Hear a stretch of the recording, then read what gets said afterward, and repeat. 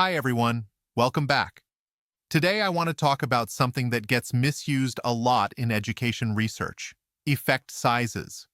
You've probably heard people cite John Hattie's visible learning work, and you might have even heard a line like this: collective teacher efficacy has an effect size of 1.57, which makes it more than twice as powerful as feedback at 0.70. It sounds persuasive, but the truth is, that's just bad statistics, and it's not the academic way to use effect sizes. So, let's start with the basics. Effect size is simply a measure of how big an impact something has. Hattie looked at hundreds of influences on learning and set 0.4 as the hinge point, the average effect. Anything above 0.4 is considered high impact. That's the important part. If a practice has an effect size above 0.4, it's already in the zone where it's likely to make a real difference for students. But here's where people go wrong. They start treating effect sizes like a scoreboard. They say, this one is 0.75, that one is 0.69, and this other one is 1.57, so clearly that's the winner. That's not how effect sizes work. These numbers come from different studies, using different methods, different populations, and sometimes measuring very different kinds of things. Comparing them directly, as if one is twice as effective as another, is a misuse of the research.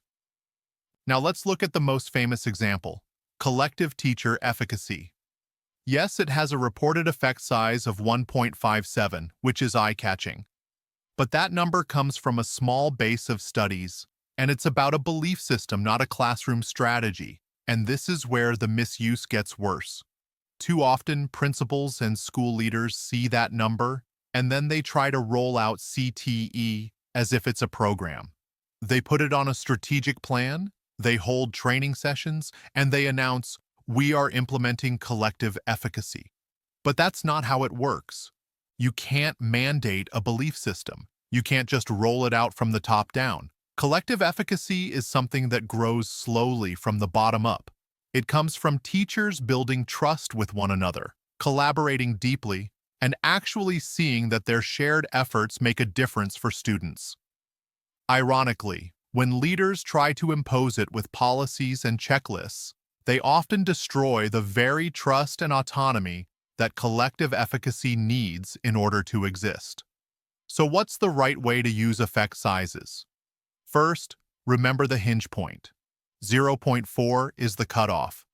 Anything above that is already high. Once you've passed that threshold, there's no value in arguing whether 0.70 is better than 0.69 or whether 1.57 is better than 0.75. They're all in the same league.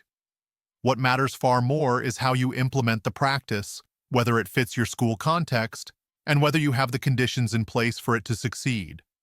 That's the real message. Effect sizes aren't magic bullets, and they're not meant to be used as a ranking contest. They're signals that point us toward what might be worth investing in. From there, the real work is human: building trust, applying strategies with depth, and adapting to the needs of our students. So the next time someone tells you, this strategy has a bigger effect size, so it must be better, remember this: once it's above 0.4, it's high impact. Bigger numbers don't mean better practice.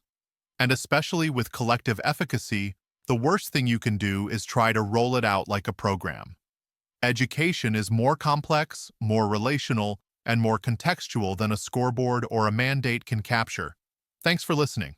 If this gave you something to think about, don't forget to like, share, and subscribe for more thoughtful takes on education research. See you next time.